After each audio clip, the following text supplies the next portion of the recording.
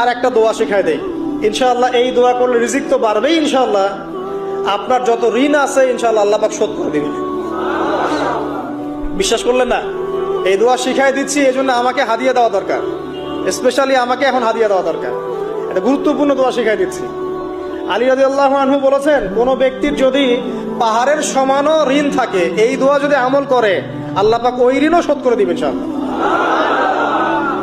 আমার সাথে বলেন, দোয়াটা হচ্ছে আল্লাহুম্মা ইকফিনি বিহালালিকা আন হারামিকা ওয়া আগনিনি। কোনো ঋণ থাকে, এই দোয়া যদি আমল করে আল্লাহ পাক ওই ঋণও শোধ করে দিবেন ইনশাআল্লাহ।